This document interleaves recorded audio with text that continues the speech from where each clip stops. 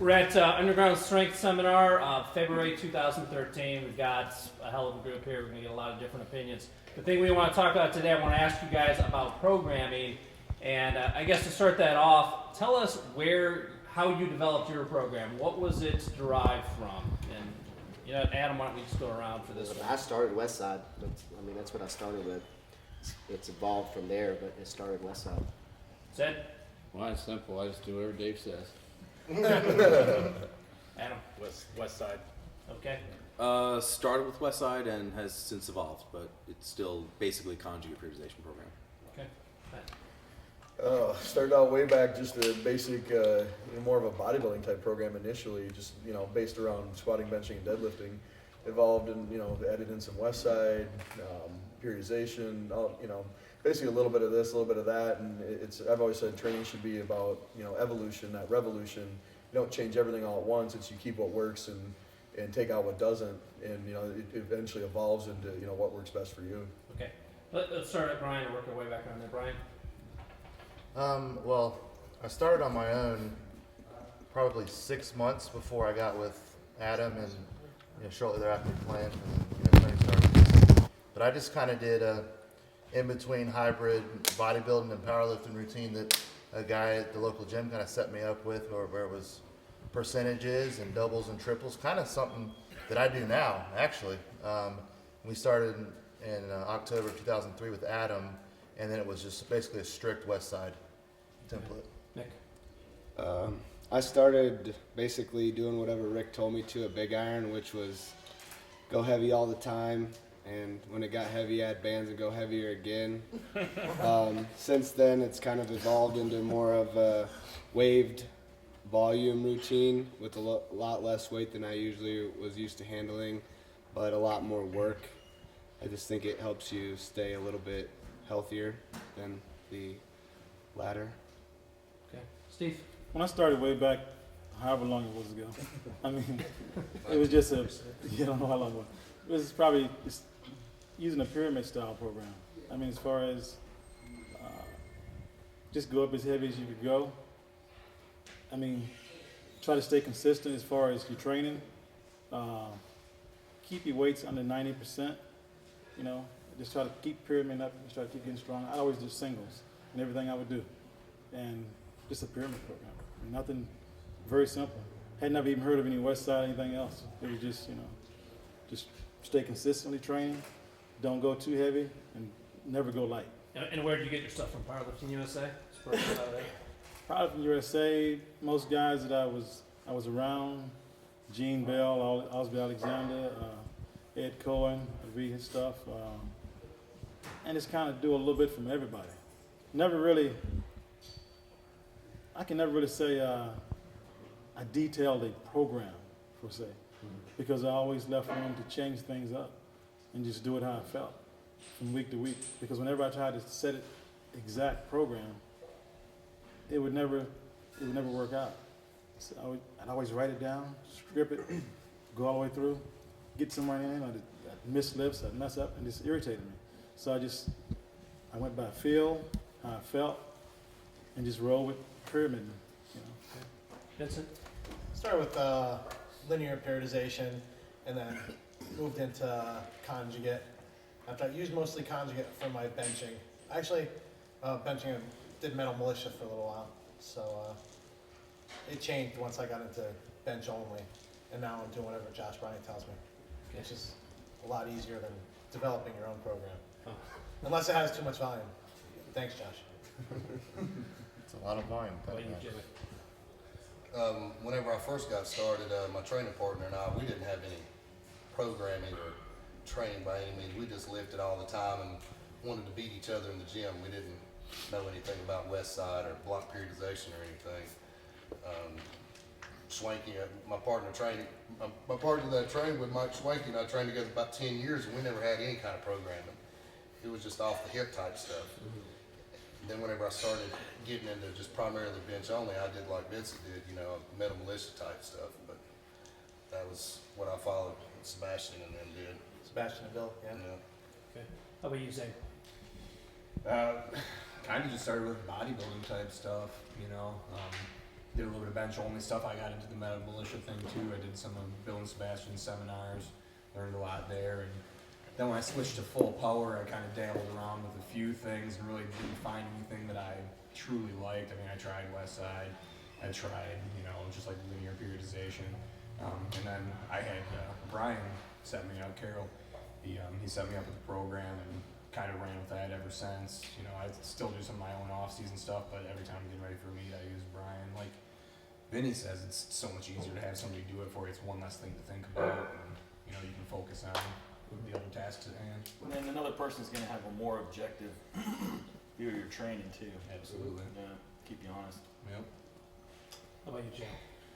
So pretty much the same kind of thing I think that Croc said, like, and I would say probably, a lot of guys in here, like, you start out, you're doing, bodybuilding, you look in the magazines, it's 3 sets of 10 or whatever, 4 sets of 10, just volume, basic, straight stuff, benching every week, squatting every week, pulling every week.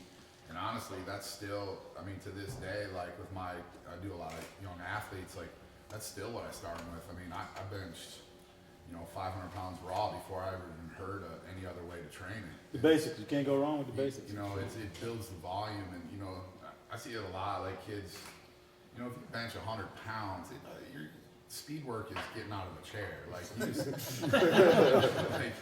it just is pointless. I say everybody trying to advance so fast, but I think probably if you ask, obviously you are, but most people in this room start with just basic, just lifting heavy weights and doing it a lot and just doing it every week. And I think that's exactly right. Did it for a long time like that, and then I got into a little Olympic lifting and started working with some of that stuff, and I didn't like it. And then Westside, and I would say today, for me, it's evolved in pretty much a conjugate periodization, and just like a lot of these guys say, when you get to a certain level, you mix in what works for you.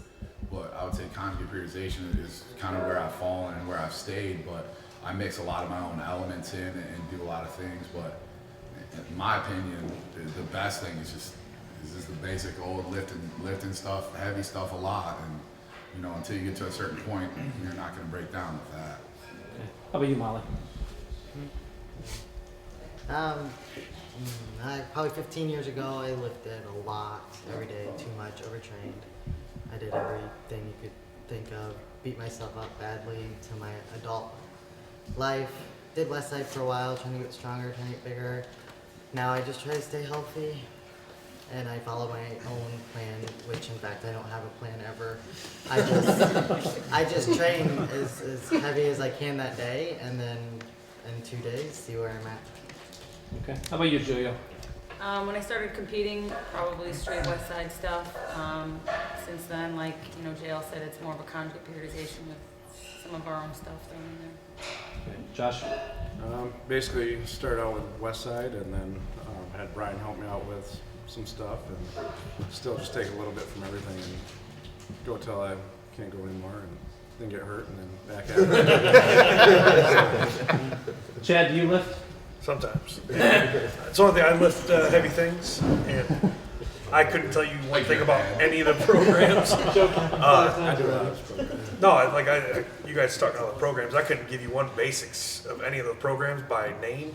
I started off training with Matt, did what he told me to, moved on. I enjoy lifting a lot of weight. Right now, the best thing I've done so far is Brian sent me a program, and it's been extremely successful. So do what other people tell you to, and just train hard. Okay. From the different programs you guys have tried, what are some of the things that you find always work? What are some of the things that need? Steve, you mentioned heavy weights and the basics. Chad? Consistency. Yes. Number one. That's number one right there. Stick with your plan and ride it out. Training hard and heavy, day in, day out. You gotta know when to back off sometimes, but yeah, it's really, if you work hard and you're consistent, you're gonna have success. It's bottom line, and it takes time. You gotta have patience. None of us got to any of the levels in 6 months or a year or 2 years. You're talking, it's a long time. You gotta be passionate about this. You gotta love it. You gotta bust your butt day in, day out, and honestly, that's what's gonna get you there. Okay. Brian, you do a lot of programming for people. What are some of the basics that are in everyone's program? Well, before I get to that, let me kind of add on to what they said. I think that consistency is number one, But in my opinion, even more important than consistency is listening to your body and staying healthy. If you can't stay healthy, you can't consistently train, and it's all downhill from there. That's just the way I look at it, and listening to your body. But things that are consistent and the things that I look at when I program for people is moving forward, not missing weights like I missed today. You can't always avoid it, but today was the day to go for it. You got to sometimes put it on the line and go for it, but you go week after week after week of missing weights, working too high. Like Steve said, working over 90% too much will beat you down, and you'll start, your training will go right into the toilet. So, of course, consistency, making your assistants work, add on to your main lifts to build on, eliminate your weak points, and always keep that momentum moving forward. Finding that right balance for volume. Vinny works with Josh Bryant. That's a hell of a lot of volume, so you got to find what works for that particular person. Maybe a little less volume, it's a trial and error game for everybody. I mean, Chad's having really good success, then you might have Adam or Clint just totally, tank on it. So it's always a trial and error. JL. One of the things I try to tell people, and this is what I think is most important really in every program, is the volume work, obviously it builds a base and it gets you there, but straining, I think that's one of the hardest things for people to learn. Like Steve doing that deadlift today and straining at the top for 5 or 10 minutes, however long it was. You got to know how to do it. Right. He's been doing it for a long time. He knows how to strain. And I think that's young lifters don't know how to strain. And the way I always explain it is if you're conditioned, if you're running to get in better shape. If you quit running every time you get hard, you never get in better shape. If you quit pushing every time you start to strain, you'll never get any stronger either. What they'll do when they start to strain, like you say, they'll get impatient with it, then they'll start to try to do other things to try to finish it up. That's when I you think hurt. learning how to strain like that, I think that's one of the most important things that's hard for people to learn. Just be patient. You gotta be patient when you're in the position, whatever it is, squat, bench, or deadlift, to squeeze, to push in the right position, to pull in the right position. Just keep believing, keep concentrating, keep pushing, keep pulling, whatever you need to do to finish the lift, rather than think, it's sweating, fuck off. And you do something. Drop it and then look at your hands. Yeah, exactly. I've never done that before. One of the things I think is really a big problem now is program hopping. Yes. And Those fad programs. it's not even any program with a little bit of science behind it that people have done and been successful with is going to be successful for you if you stick with it. But hearing guys or girls say, well, I only put 20 pounds on my bench in the last 6 months. Well, how'd you do it? Yeah, I'd like to put 20. 20 pounds on my bench. Absolutely. How quickly do you think you're going to achieve your goal? I mean, I think people need to be more realistic and be consistent and patient with the program, because I think the one thing you see out of everybody here is a lot of different programming, but consistency. Just everybody keeps doing it. Different methods of doing it, different ways of doing it, maybe backing off, but no one's walking away for 6 months at a time or jumping programs because they didn't hit a PR in one meet. I mean, you have to evaluate, but when you're early in your career, you just need to keep moving forward and don't question it. Just keep going. And if you're a beginner, it might take you 6 months to start doing that program correctly. You may need just 6 months just to figure out that program. So if you constantly program hop every 3-6 months, you're casting it aside before you've even really learned how to do it. Programs are cool, but form and technique, and just being consistent with your form and technique, and really making sure that you're in the right position in the squat and the deadlift, making sure that you're doing the lift properly, full range, pulling, pushing, squeezing the right muscles, whether you bench or squeezing your lats. Just try to be consistent with your form. Try not to break form. If you can just stay consistent with whatever form you use, however like my squat is the ugly squat it is, but when I was good at it, when I could get in my position, I knew what felt good, and I would try to just make sure I was right on where I needed to be. And you just got to be consistent with, just your technique. And the program is, I mean, it's to me, there could be 1 million programs, and there's 1 million ways to get strong. But you can do it. It's so powerful. It's so simple. It's not complex. It's not hard. It's one of the easiest sports it is. you can take and make it. You can make all these programs up and design all that stuff, and just blah, blah, blah. It don't make any difference. Just, you know what I'm saying? Give me. We get too technical on them. Yeah, no, I don't believe in it. I think he's right. I think that a lot of people get away from the actual nuts and bolts of powerlifting, which is technique. Basics. The The basics. basics things, you know. They, just And like you're saying. Brian said, listen to your body. When you listen to your body, know when you're going too hard. Know when enough is enough. I mean, I can sit there and say that, but I've been ignorant to the fact of pushing too hard. But I've been lucky when I push that hard, I still use proper form and proper technique. And then what JL was saying, knowing how to strain, knowing how to push. If you're patient and you happen to push a little too hard, a little too far, and you don't break your form, most of the time you won't get hurt. Most of the time you get hurt is when you break technique, when you break form, when you do something out of the ordinary or something, or just slap on just way too much weight than you need to go. Well, that goes into a lot of beginners are also afraid to find good coaches, or they're afraid to surround themselves with people who are going to be honest with them. Right. So they'd rather squat 3 inches high and think they're good than have someone tell them they're 3 inches high. That's a huge problem in the sport. It's just, the thing is, you want to get bigger and stronger, find guys that are bigger and stronger than you, train with them, do what they do. And the thing is, and part of it is the whole psychological aspect. That's like, Chad, Josh, and I trained together for years and years, and my brother trained with us. We had a couple other guys who were at Mainstay, and that, at that period of time, there weren't too many guys deadlifting 800. We had 4 or 5 guys in our gym out of a half a dozen guys that were pulling over 800. Why? Because one of us pulled it. Guess what? The other one saw it and wanted to beat that. The other guy saw that, wanted to beat that. We were always betting each other, and even just like now we were joking around. Josh, hey Chad, what's your best pull? I'll pull it. But it's that mentality. It's not only you see what they do day in, day out, but it's a competition, and it's the knowledge. When you watch somebody else do something, it immediately makes it more possible to you, and your expectations for yourself change. So if you train with a bunch of guys that squat a grand, guess what? You'll be squatting a grand too. It'll take time. It's going to take hard work. But and that's everybody's impatient. That's what this program hopping and this and that, and I want to do this and I want to do that. It's because they don't want to put the time in. They want it to happen tomorrow. It's not going to happen tomorrow. 50% of the guys that come in my gym walk out of the gym because they're not doing what we're doing in 6 months. Exactly. And the they thing walk is, out because they just do. Yeah, and most of the people sitting here right now, I guarantee you, the majority of us have trained hard, consistent, competed 10 years or longer. I mean, you're talking a decade. You want to get to the top of any sport or anything, set aside at least 10 years. That's what it's going to take. Yep. And the thing to remember about programming is important, but it's one of many tools. So programming is a tool. Coaching is a tool. Environment is a tool.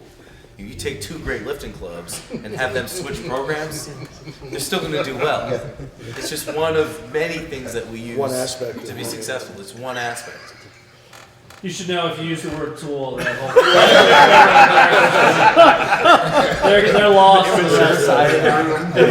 think I heard someone say Dave is a tool. They rags you on that one, didn't I would say though that every good program has to have thought out deloads. Whenever I'm looking at programming or setting something up or talking to Brian about something, it's almost like we build the program around our deloads so that we know when we can go heavy and going into a meet when you're going to still be fresh, because you're not training to hit PRs in the gym. You're training, for us competitively to do a lot of I think one thing with the deloads is like when you're talking like these guys standing around, I'm sure everybody here has some sort of deload, but like I would say probably from 15 years old to 20 years old, I didn't have a deload because I wasn't strong enough to even have a deload. Like, beginning lifters don't. If you're weak, don't deload. Yeah, like that's what I think. Like, But the problem is they don't think they're weak. That's where the honesty in your own programming and having someone honestly tell you, like we've had guys in the gym, I'm gonna deload. Why? You're pulling 315. You're pulling body weight. I think it's that proliferation, right? Like people, like everyone here. I think when we all started, who did you get your program from? Someone who lived in the gym who was stronger than you. That's who you got the program from. So like now people, they're like, oh, well, I'm gonna do what fucking Matt's doing, or I'm gonna do what Zane's doing. Well, yeah, but they lift fucking 10,000 pounds more than you. Like, I just think like a lot of us, I think like the stuff that we had to go through, whether like some of it was wrong. Like the proliferation of knowledge is great because I know if I would have learned, I would have been a lot better earlier. But Yeah. you know, I would have been a lot better earlier. But at the same time, you have to balance it with you know, just sticking with the basics but using some of that knowledge. But I think a lot of times some of these lifters, you know, I talk to people that are like, okay, so, you know, I've really been doing good with my pull. I'm up to 285 and I'm doing speed pulls. And it's like, dude, really? Like, you know what I mean? And so I think that all of us here, that's, I think, the one common theme in all the programming is that, like, we all started somewhere where, like, you're just in your gym with guys figuring stuff out. And that's why probably everybody here got really good at knowing what they should do, is because we had to figure it out ourselves. Like, people weren't like, here you go. Yeah, there's no better teacher than experience. I mean, you just gotta get in there and do it, and that's the best way to learn. You know, you can read everything on the internet you want. You can buy every book and every ebook and read them all, and it's good. You'll learn stuff from it, but you'll never learn more than doing it yourself. But I say too, there's a lot of guys on the internet selling stuff. Geez. Yeah, well, there's a lot of BS. Who can't pull more than 285 themselves, who are trying to tell people how to program. Like, you know what I mean? Like, there's you gotta know. Every girl here, you know, probably pulls more than the guru guys out there trying to sell themselves online with the next program. Steve, did you see? When do you recall first hearing about deloads? That wasn't something. You know what? I started. You heard of when you mentioned deload, when you said about that, I just started laughing to myself because, I mean, I think it was when I maybe 2008 or something, because I stayed, once I got out of the sport, I stayed away for, you know, a while. I wasn't around it. And so when I come out here, deload, you mean like, we'll use reverse band? We'll go heavy on, you know. I'm like, because I used to never deload. Never. I mean, once the cycle started, I started on the weight and I go up. But what I think is, you talked about simplicity. We've gotten so technical that we use words like deload, which just simply means listen to your body. Right. When you're freaking beat up, you've gone 6 weeks and you're hurt, you take a week off or you take a week and step back. Well, now we call it deload. I mean, it's just sounds fancy, but it's really, it's really, I'm beat up and I need a break. Yeah, I need a break. Well, I never really took a week off. Never really taken time off like that because I would never ever miss a workout. No, but you know what I'm saying. You took a week, you just didn't lift heavy or whatever because. No, I was done in a more stupid way. It was like it was done like, okay, I hit this last week. This week I want to hit such and such. So I go in, going all the way up, get to a certain way, and I go, you know what, it ain't happening today. I would shut it down like that. Yeah. There was never any necessarily planned deloads. Sometimes, forced sometimes you get a 6 month. Forced you. Sometimes you get a 6 month deload when you rupture something or tear something off. That's because probably everybody in here has torn or ruptured or ripped something off. Emergency deload. That's about an emergency deload. I like that. I'm gonna trademark that. When you rupture something, it's an emergency deload. You get 6 months of deload and you store it up for the. I mean, in the 20s and 30 up to mid-30, I never thought about that. Yeah, we just got so technical with the terms, man, and it doesn't have to be that technical. Yeah, when I listen to this, I go like, what are you talking about? Deload? What are you talking about deload? What's the F is deload? I'll try to use simpler words, Steve. This is when I was kind of coming back, because I kind of like, oh my God, I kind of like just ignored things and didn't pay attention. When you get back, you're like, oh, okay, all these different kind of programs and different ways to train. I'm going, okay. But a lot of the stuff that's talked about too, a lot of people fail to realize, fail to grasp. You're talking about the elite level lifters at the top of the sport that are handling, 900,000 pounds and stuff all the time. And then, like JL was saying, young kids, when your recovery ability, when you're a teenager in your early 20s, you recover in a day, and you can, and you're not strong enough. You're not putting that kind of stress on your body where it needs those kind of breaks. It's when you get to the higher levels and you get a little older and you're handling ridiculous amounts. That's when your body, that's when you got to start thinking about that stuff. Yeah, I think it's training age, like not necessarily chronological age, but training age. Because if you're 20 years old and you just pick the weight, or if you're 50 years old and just pick up the weight, the percentage of muscle fibers that you're actually activating when you're doing a certain lift is pretty low. Whereas, like, if you're at an elite level, if you're squatting 1,200 pounds, you're trying to pull from people around you's muscle fibers. So when you're doing those lifts, like, you're using, close to capacity in your nervous system's firing on every fiber that you have synergistically. Whereas a young lifter who maybe is pretty strong, but they're not using near the percentage of fibers in each lift that chronologically, or not chronologically, but training age older person was being using.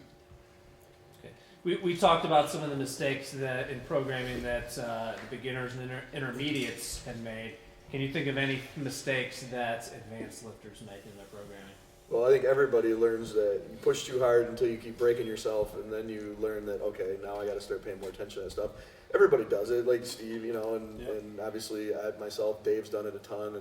But yeah, you push and push and push until you keep getting injured, and then you start saying, okay, now this is something I need to address. I think at the higher levels, it's you run into that eventually, sooner or later, and then you learn to start addressing that kind of stuff. You pick a number. They pick a number. What they do is they put a number in their head, and they put a number up there, and they let this number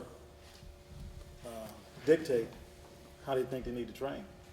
And instead of, because of what you got written down on a piece of paper, it may not necessarily work that way. That's why I have a hard time with really going by percentages all the time, because you got to go on how you feel. For my body, percentages sometimes they change. They constantly change. It's hard to tell, how I may feel. So I think they make a mistake. Sometimes I want to pick too high numbers, to shoot for, rather than work toward the number, and it may come into play later on. Dave got on me about that last year, me and Mike Zderek actually going into the XPC meet. Obviously Brian's doing our programming, and he says, you guys need to be able to make adjustments on the fly now that you're more advanced lifters. It goes into listening to your own body like we talked about, but basically what he hit on is if you're supposed to go in and do 90% that day, 90% that day for you could be drastically different than what you think it is. Yep. You start warming up, things aren't right. Your 90% could be what's normally your 80% that day. Yeah. So, you have to be able to, again, listen to your body and be able to make those adjustments. And I've definitely been guilty of not doing that. And that goes right into, again, what Matt said.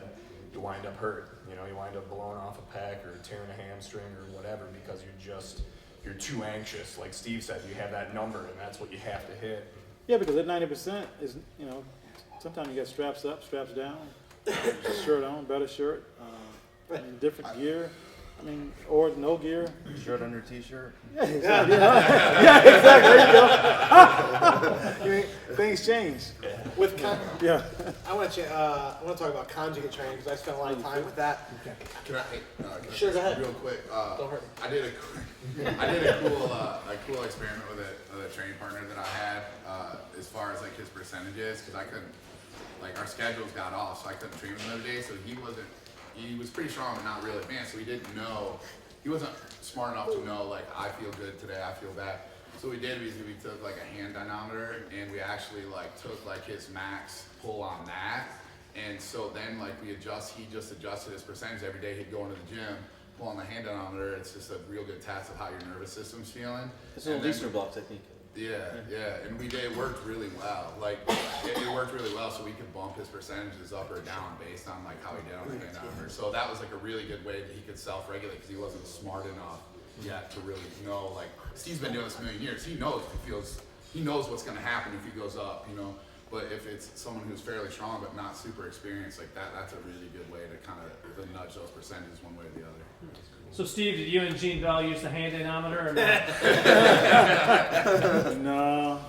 It was their hand dynamometer. It was a deadlift bar. They got a percentage number that didn't feel good. Yeah, you said to go by feel. If you got 900, it was a good day. Steve does weight grip anyway, so it wouldn't work. What I wanted to say was about conjugate training, and now, at an upper level of lifting, is not getting enough volume in that 90% range. And I found that that's something that I would slip into. I'd be going for that PR on whatever the movement was that week, and that was my goal. My goal wasn't getting to 3 lifts or more at the 90% range, which I think is easy to fall into that trap with conjugate training. You're so fixated on wanting to hit that PR on whatever that lift is that you don't think about, I need to get more volume in at this weight. And I think that's a trap that especially a lot of novice lifters fall into, but it's even easy for all of us to fall into, because again, like Steve said, sometimes you're chasing that number, and the number isn't as important as the work. The work is more important than the number. I think the biggest thing that advanced lifters let get to them is their egos. They think, I've done this one day, I need to get close to that today, even though it may not be possible on that day, and if you're one of the top lifters at your gym, you may think, I got to be going heavier than this guy because I'm stronger, so they let that get into the way, and that's when you get hurt, or that's when you just keep running yourself into the ground, and it takes more than a month to recover your CNS. So I think egos is the biggest thing for the upper level lifters that will affect your training if you let it. Okay. Anybody else on that? Advanced lifter mistakes in programming? Well, I think one thing like that goes with what Mick's saying there too, it's funny because as we talked about, the beginner and intermediate lifters, we talked about how it's good to have competition. And we still do this, like me and Josh and the guys we train with. It's very easy if we go in on a deadlift night and we got a whole bunch of guys that pull 700 pounds, 800 pounds. It's real easy to get into that competition, and you might not be feeling good that day. That might be a day where you shouldn't pull up to, 60, 70% and stop. But, you get sucked into that. And that's where it does kind of change from the, beginner lifters, obviously. It's good for them to really go in there and really shoot it out with each other. But we need to check our egos, like Mick said, and really be able to back it off. So it's kind of one of those things like, it's tough because you got to be able to assess yourself and when you've crossed that threshold. But, it's definitely something you have to be able to determine for yourself. Nobody's ever going to be able to help you with that. I think that's okay every now and then to have good competition in the gym between us. Oh, yeah, You just got, you're right, you just got to space it out and know when to do it because. Right, you got to be smart about it. Yeah, because it helps you be competitive when you hit that platform. If you're competitive, you want to be competitive in the gym with your best friend or whoever. You always want to kick somebody's butt some kind of way. Be friends tomorrow. That's right, exactly. That's right. With that platform, you want to just, hey, you want to be the man or the woman. Okay.